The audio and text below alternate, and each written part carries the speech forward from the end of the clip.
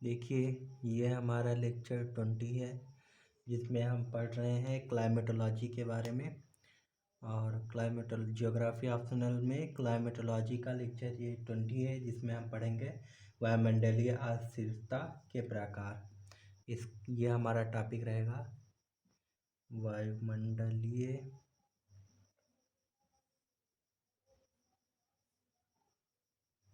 अस्थिरता वायुमंडलीय अस्थिरता के प्रकार, ये हमारा टॉपिक रहेगा। तो आइए इसके बारे में पढ़ते हैं। वायुमंडलीय अस्थिरता के प्रकार क्या हैं?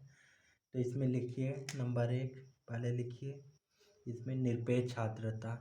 पहला हो गया निरपेक्ष आर्द्रता। निरपेक्ष अस्थिरता है, अस्थिरता, निरपेक्ष अस्थिरता। इसमें लिखेंगे हम निरपेक्ष अस्थिरता। तो इसमें लिखिए अभी हम आगे लिखिए, फिर आगे हम समझा देंगे। तो इसमें लिखिए जब वायु में सामान्य आर्द्रता होती है, जब वायु में सामान्य आर्द्रता होती है,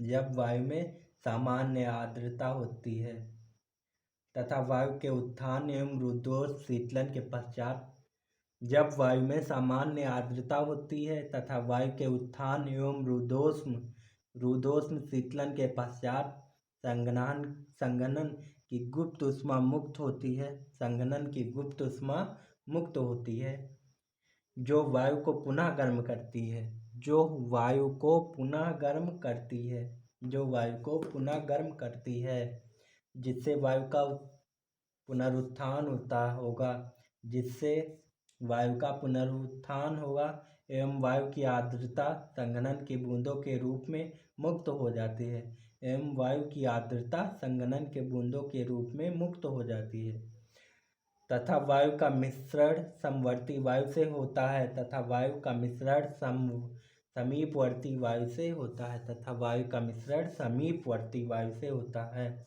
यह एक विशिष्ट दशा है जिसमें ELR, यह एक विशिष्ट दशा है जिसमें ELR, SALR पर प्रभावी होता है। यह एक विशिष्ट दशा है जिसमें ELR, SALR पर प्रभावी होता है, अर्थात जिस वायु का उत्थान हो रहा है, अर्थात जिस वायु का उत्थान हो रहा है उसमें आर्द्रता 60% तथा ह्रास दर 6.5 लागू हो रहा है। जिस वायु का उत्थान हो रहा है उसमें आर्द्रता 60% तथा ह्रास दर 6.5 लागू हो रहा है, जबकि निकटवर्ती वायु में आर्द्रता 60% से कम होगा, जबकि निकटवर्ती वायु में आर्द्रता 60% से कम होगा तथा ह्रास दर भी 6.5 से अधिक होगा, तथा ह्रास दर भी 6.5 से अधिक होगा। इस प्रकार की आर्द्रता मुख्यतः उष्णकटिबंध में तथा पूर्वी तटों पर प्राप्त होते हैं।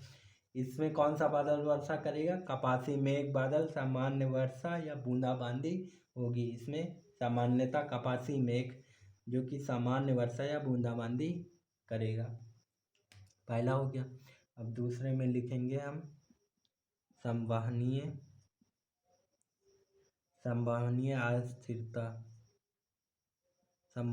अस्थिरता। दूसरा हमारा हो गया संवहनीय अस्थिरता। इसमें लिखिए यदि ऊर्ध्व संचरण वायु की आर्द्रता, यदि ऊर्ध्व संचरित वायु की आर्द्रता संतृप्त के पास है, यदि ऊर्ध्व संचरित वायु की आर्द्रता संतृप्तता के पास है 90% से अधिक, 90% से अधिक, तब ह्रास दर 5 डिग्री पर किलोमीटर तक होता है, तब ह्रास दर 5 डिग्री पर किलोमीटर तक होता है एवं समीपवर्ती वायु की आर्द्रता सामान्य है, अर्थात SALR is greater than ELR, SALR is greater than ELR। SALR प्रभावी है ELR पर, यह विषुवतीय क्षेत्र में प्राप्त होती है। यह विषुवतीय क्षेत्र में प्राप्त होती है। यहाँ संवहन के द्वारा जलवाष्प की आपूर्ति जहाँ संवहन के द्वारा जलवाष्प की आपूर्ति निरंतर कायम रहती है। निरंतर कायम रहती है। कपासी वर्षण मेघ कपासी वर्षण मेघ एवं संघनन से वर्षा उत्पन्न होती है। कपासी वर्षण मेघ एवं सघन वर्षा उत्पन्न होती है। कपासी वर्षण मेघ बादल और सघन वर्षा होगी। नंबर तीसरा पॉइंट क्या है हमारा? तीसरा में है अनुबंधित अस्थिरता। अनुबंधित अस्थिरता कंडीशनल इंस्टेबिलिटी, इसको बोलेंगे हम कंडीशनल इंस्टेबिलिटी।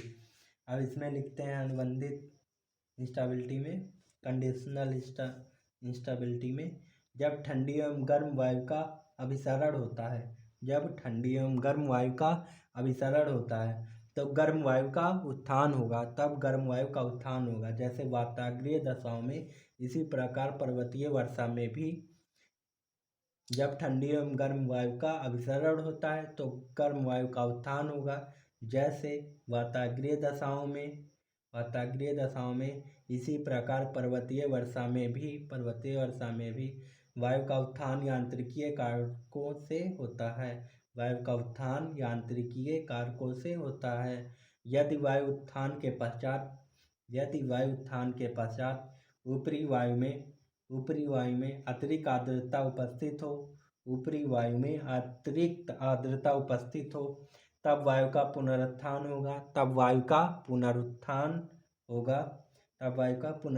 होगा। क्योंकि संघनन एवं गुप्त ऊष्मा के मुक्त होने से अर्थात अस्थिरता कायम होगी। चूँकि अस्थिरता इस शर्त पर निर्भर करती है कि ऊपरी वायु में आर्द्रता की मात्रा कितनी है।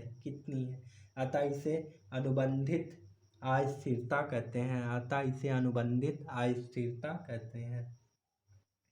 वायु का प्रारंभिक उत्थान एवं शीतलन DLR की दर से होता है।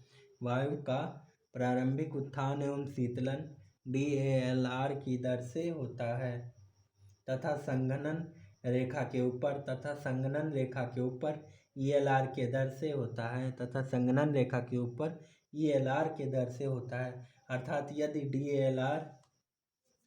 यदि DALR is greater than ELR is greater than SALR, ऐसे लिखिए। DLR is greater than ELR is greater than SALR। इस प्रकार की अस्थिरता गर्म वाताग्र में तथा मध्य अक्षांशीय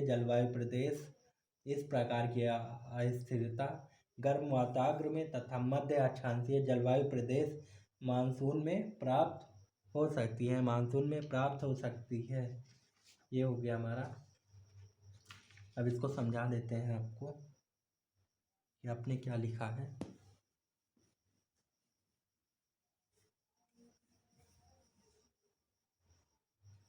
देखिए,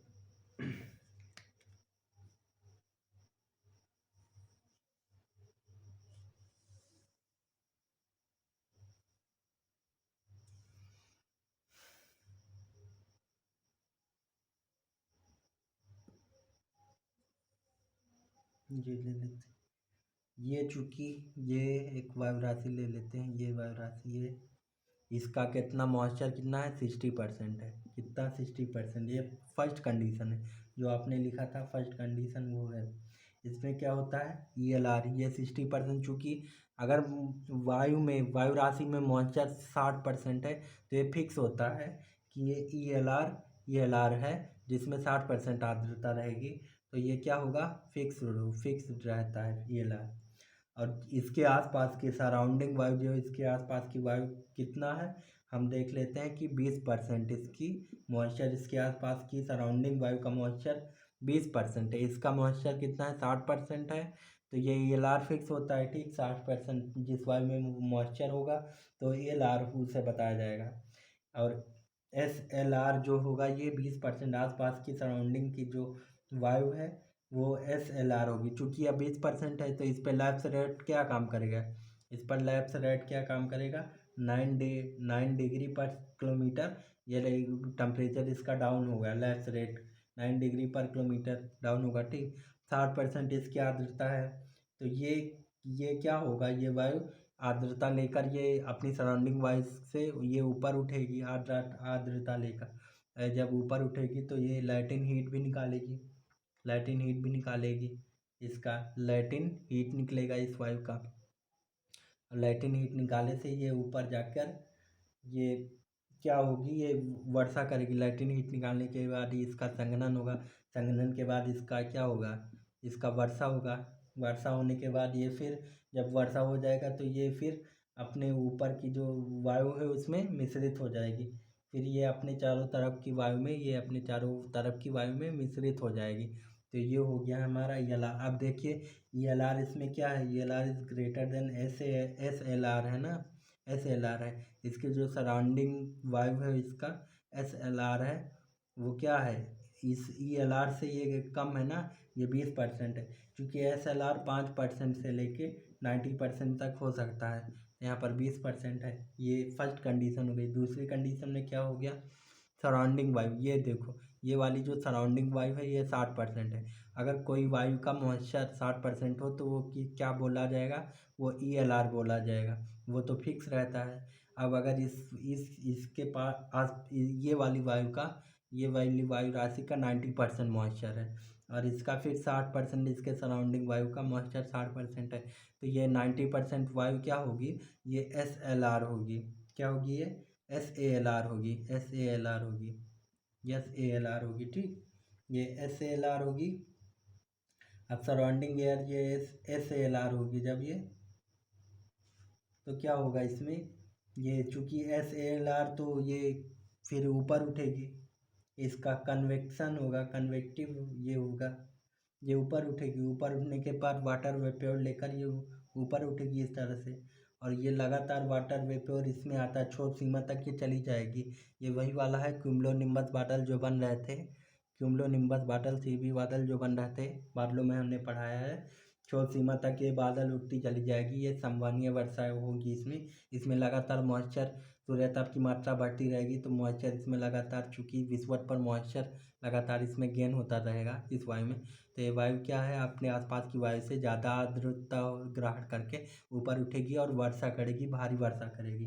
तो ये क्या होगी, 90% SALR है इसका, आसपास की वायु का। इसका SALR कितना है, 90% है। तो ये हो गया हमारा सेकंड कंडीशन हो गया, ठीक। ये हो गया, इसको बोलते हैं संवहनीय अस्थिरता, और पहले वाले को निरपेक्ष अस्थिरता हो गया, ठीक। ये हो गया हमारा। अब हम तीसरे कंडीशन में देखते हैं इसमें क्या होता है। तीसरे कंडीशन में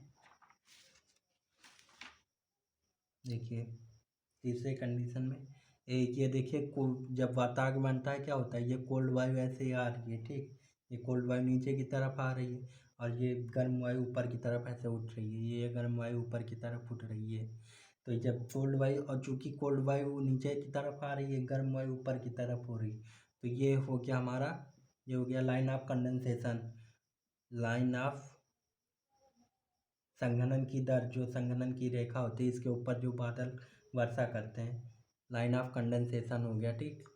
कंडेंसेशन, ये लाइन ऑफ कंडेंसेशन हो गया, लाइन ऑफ कंडेंसेशन हो गया, लाइन ऑफ कंडेंसेशन हो गया। ये अब देखते हैं, जब ये वायु नीचे, ये ठंडी वायु है, ये ठंडी वायु है, ये नीचे आ रही है, गर्म वायु ऊपर जा रही है, तो वातावरण की दशा बनती है। अब चूंकि DLR यहाँ पर अगर देखेंगे तो DLR is greater than ELR होगा ना। ELR चूँकि प्रारंभ में कोई भी वायु ऊपर उठती है तो उसका DLR क्या होता है उस वायु का, वो यहाँ पर, तो यहाँ पर इस वाले में कंडीशन में क्या, वहाँ पर तो एक DLR फिक्स होता है 1 डिग्री पर किलोमीटर, ये लैप्स रेट अपना काम करेगा। 1 डिग्री पर किलोमीटर ये वायु घटेगा, 1 डिग्री पर किलोमीटर ऊंचाई पर बढ़ने के कारण इसका टेम्परेचर घटेगा। और ELR क्या है यहाँ पर इस कंडीशन में देखिए, जैसे ELR, ये ELR फिक्स होता है 60%। तो ये अगर आर्द्रता यहाँ पर इस वायु की आर्द्रता 60% से कम है तो ये DLR हो जाएगा। DLR इस कम होगा ELR से, तो ये वायु गर्म वायु ऊपर उठेगी। अब यहाँ पर ये ठंडी वायु, यहाँ पर मॉइस्चर हमें प्राप्त हो रहा है कितना, 60% मॉइस्चर प्राप्त हो रहा है। यहाँ पर हमें क्या प्राप्त हो रहा है कि मान लो कि वायु के आसपास के उसमें वातावरण में 60% मॉइस्चर, तो वायु मॉइस्चर यहाँ पर गेन करेगी। ये लाइन ऑफ कंडेंसेशन ये ऊपर जैसे उठेगी, यहाँ पर मॉइस्चर गेन करेगी ये वायु, इस तरह से मॉइस्चर गेन पर एक करने की वजह से, और प्लस फिर लाइटिंग हीट निकालेगी, तो इसका मॉइस्चर गेन करेगी और लाइटिंग हीट निकालेगी, तो ये वायु और अधिक गर्म होगी। तो ये चूँकि वाटर वेपोर यहाँ पर मिलेगा तो ये और ऊपर उठकर, तो यहाँ पर ये बादल बनेगा, वर्षा करेगी। तो ये क्या होगा, ELR ग्रेटर देन SALR हो जाएगा, SALR हो जाएगा।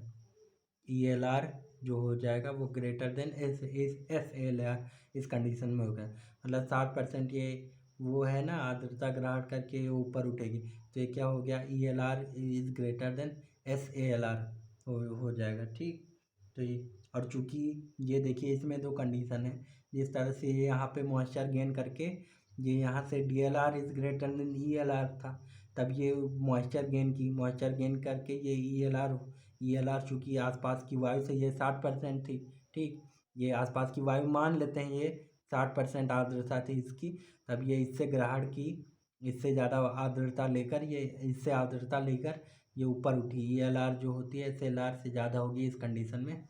और यहाँ पर क्या होगा, अगर यही वायु की आर्द्रता अगर यहाँ पर ना मिले तो ये वायु ये नीचे आ जाएगी, ये ठंडी होकर नीचे आएगी, तो ये क्या हो जाएगी, स्टेबिलिटी हो जाएगी। ये वायु जब नीचे आ जाएगी बिना आर्द्रता के, तो ये स्टेबिलिटी की कंडीशन हो जाएगी। परंतु अगर ये वायु ऊपर होके, ये इंस्टेबिलिटी की कंडीशन यही है, अस्थिरता की कंडीशन वातावरण में इसी तरह बनता है। इंस्टेबिलिटी के कंडीशन वातावरण में इसी तरह बनता है। तो ये हो गया, इस कंडीशन में क्या होगा, पहले DLR काम करेगा इज ग्रेटर देन ELR से, फिर ELR जो काम करेगा वो ग्रेटर देन होगा SALR से। ठीक, ये हो गया SALR से, बस यही हो गया। ये 3 कंडीशन आपको लिखवा भी दी है। अब आगे देखते हैं इसकी।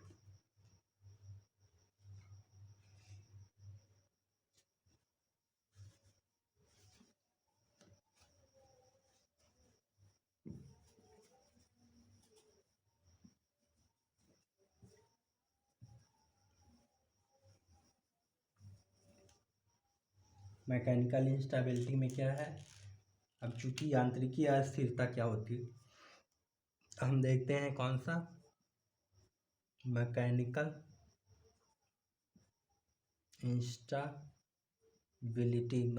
इंस्टेबिलिटी में यांत्रिक अस्थिरता में क्या होती है, ये देखिए, ये टोर्नेडो किस तरह से काम करता है वो हम बताने जा रहे हैं।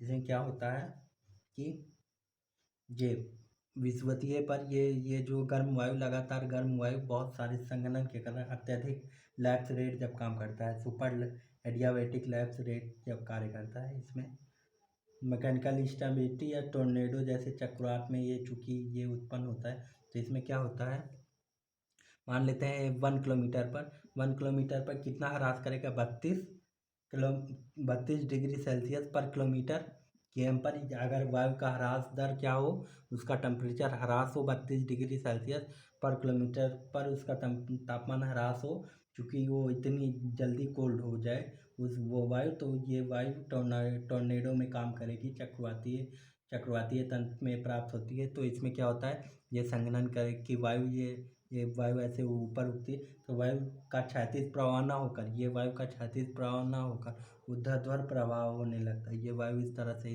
फैलने लगती है, इस तरह से ऐसे फैलने लगती है, क्षैतिज प्रवाह ना होकर ऊर्ध्वाधर। और ये वायु इस तरह से फैलने के बाद ये वायु इस तरह से फिर ऊपर जाकर ठंडी होकर फिर ऐसे नीचे गिरने लगती है, फिर वायु ऐसे नीचे गिरने लगती है, इस तरह से ये वायु ऊपर उठ रही, फिर ये ऊपर जाके ठंडी होकर ये वायु ऐसे नीचे गिर रही है। तो ये हो गया हमारा टोर्नेडो में ऐसे ही काम करता है, टोरेंडो।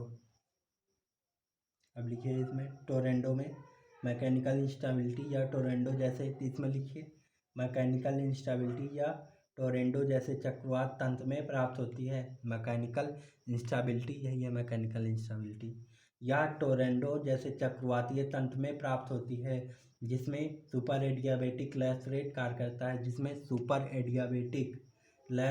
कार्य करता है जो 32 डिग्री सेल्सियस पर किलोमीटर प्राप्त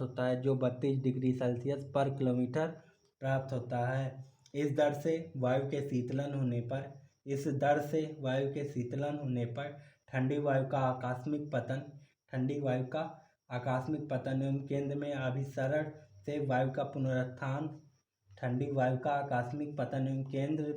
अभिसरण से वायु का पुनरुत्थान अस्थिरता को जन्म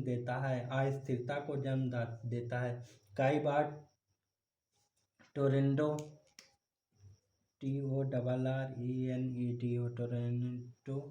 के केंद्र में भी ठंडी वायु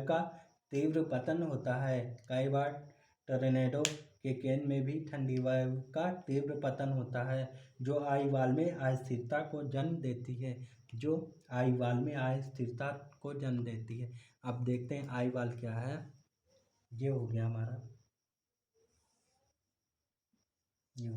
देखिए इस तरह से वायु ऊपर उठ रही है गर्म वायु ऊपर उठ रही ऊपर जाके पर किलोमीटर 32 डिग्री सेल्सियस का ह्रास होने की वजह से ऊपर उठकर ये ठंडी वायु इसके सेंटर में गिरने लगती है तो ये इधर वायु गर्म वायु चल रही है, इधर ठंडी वायु, तो गर्म और ठंडी वायु के बीच में अस्थिरता जन्म लेती है और ये आई है, इसको आई वाल है और ये आई वाल है। तो ये हो गया हमारा आई वाल में अस्थिरता को जन्म लेती है। तो मैकेनिकल इंस्टेबिलिटी इसी को कहेंगे। अब हम आगे देखते हैं, मैकेनिकल इंस्टेबिलिटी हो गया। अब आगे का टॉपिक हमारा क्या रहेगा, वायु राशि। आगे हमको देखना है कि वायु राशि क्या है। वायु राशि के बारे में पढ़ना है तो लिखिए वायु राशि की संकल्पना, इसमें लिखिए वायु राशि की संकल्पना विलियम एवं जैकब बिजर्कनेस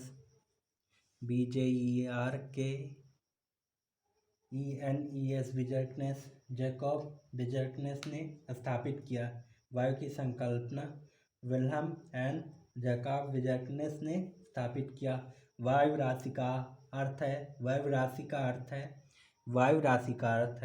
वायु की विशाल काया अथवा खंड जिसके क्षैतिज संस्तर में भौतिक गुण जैसे ह्रास दर, विशिष्ट आर्द्रता एवं घनत्व लगभग एक समान होते हैं तथा लंबवत प्रवणता न्यूनतम होती है। इसको लिखिए, फिर आगे लिखिए प्रचलित पवनों में ऊष्मागतिकीय परिवर्तन के कारण द्वितीयक संचरण बनते हैं। वायु राशि द्वितीयक संचरण है जो विशिष्ट दशाओं में उत्पन्न होती है। वायु राशि की ऊंचाई क्षोभ सीमा तक व्यास 1600 से 3200 किलोमीटर तक, अर्थात वायु राशि की क्षोभ सीमा तक व्यास 1600 से 3200 किलोमीटर तक अर्थात यह त्रिआयामी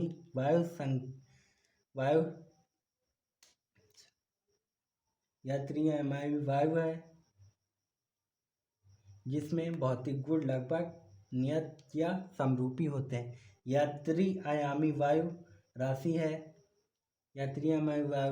है जिसमें भौतिक गुण लगभग नियत या समरूपी होते हैं।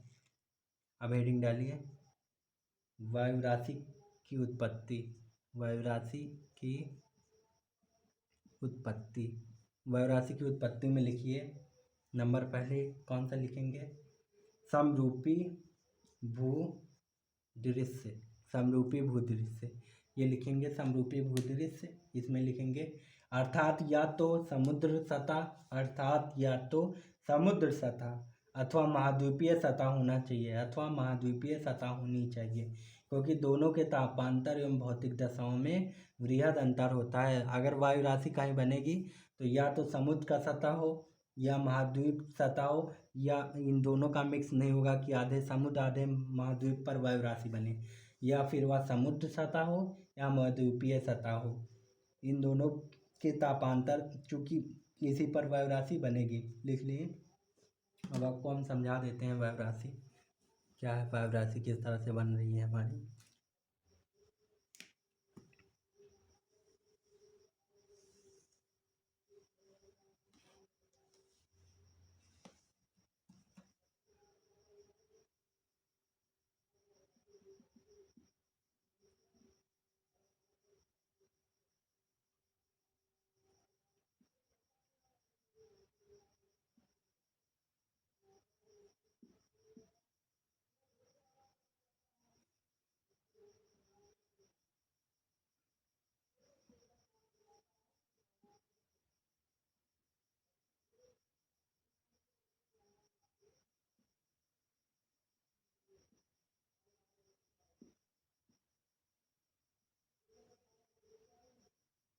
ये हमारी वायु राशि बन रही है।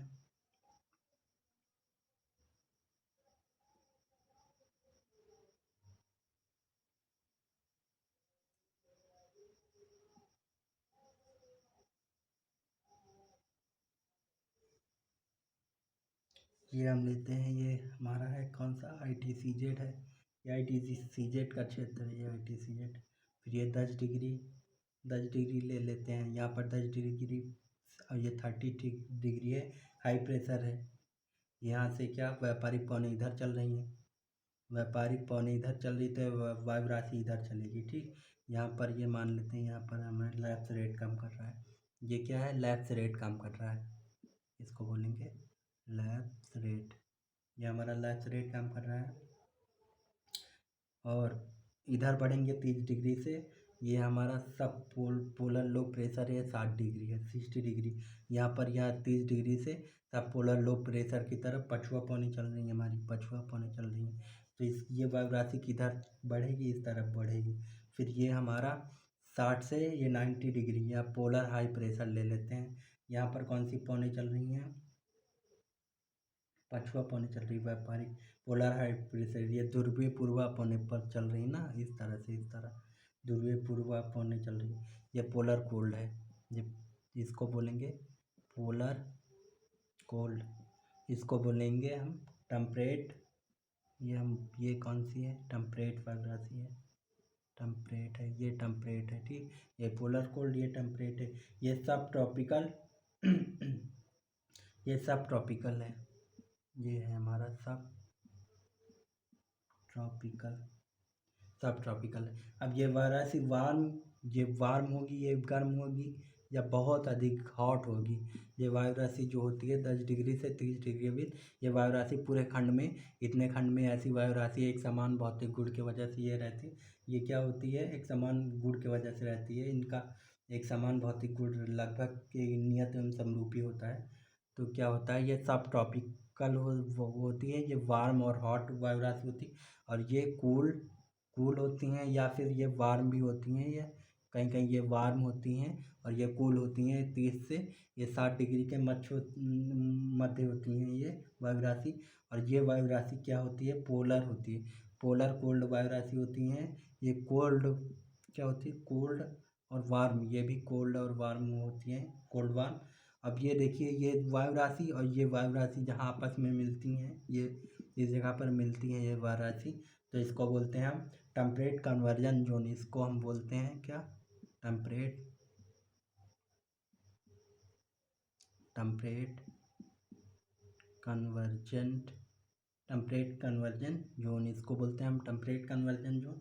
और यहाँ पर जो वायु राशि ये इस तरफ आ रही पछुआ पौने ITCZ के पास यहाँ पर मिलती हैं, तो इसको बोलते हैं इंटर ट्रॉपिकल कन्वर्जन जोन। इनको क्या बोलते हैं हम, inter tropical convergent zone, convergent zone, inter tropical convergent zone. तो ये हमारी वायु राशियाँ हो गई। अब इसमें वायु राशियाँ में दूसरा नंबर पे लिखिए आगे समतल भूमि, समतल भूमि पर पहले लिख लिए थे समरूपी भूदृश्य लिखे थे। अब दूसरे में लिखिए समतल भूमि, समतल भूमि पर, समतल भूमि अर्थात उच्चावचीय विविधता से युक्त, समतल भूमि अर्थात उच्चावचीय विविधता से युक्त सतह पर वायु राशि उत्पन्न नहीं होती। समतल भूमि अर्थात उच्चावचीय विविधता से युक्त सतह पर वायु राशि उत्पन्न नहीं होती। तीसरा पॉइंट में लिखिएगा, तीसरा उपरस्थ वायु में अभिसरण अथवा क्षोभ सीमा के पास, उपरस्थ वायु में अभिसरण अथवा क्षोभ सीमा के पास चक्रवातीय दशाएं एवं धरातल पर प्रति चक्रवातीय दशाएं तथा वायु का अवतलन एक आवश्यक शर्त है। वायु का अवतलन एक आवश्यक शर्त है वायु राशि में। चौथा लिखेंगे हम यदि प्रचलित पवनों की गतिकीय ऊर्जा धरातलीय घर्षण से समतुल्य हो, यदि प्रचलित पवनों की गतिकीय ऊर्जा धरातलीय घर्षण से समतुल्य हो जाए तब वायु स्थैतिक हो जाएगी तथा 6-7 दिन में यह धरातलीय भौतिक गुणों को अवशोषित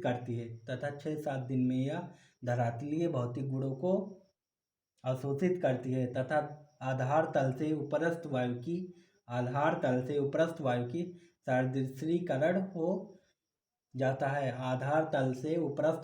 सादृश्यीकरण हो जाता है, जिसके कारण वायु राशि एक समान भौतिक गुणों के होते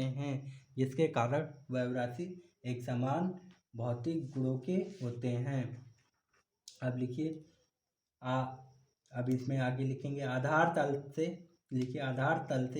आर्द्रता एवं ऊष्मा का स्थानांतरण चालन क्रिया के द्वारा होना चाहिए, न कि संवहन के द्वारा, क्योंकि संवहन से वायु राशि का विनाश हो जाता है। वायु राशि के निर्माण में वायुमंडलीय स्थिरता आवश्यक है, अर्थात लिखेंगे DLR is greater than ELR। वायु राशि की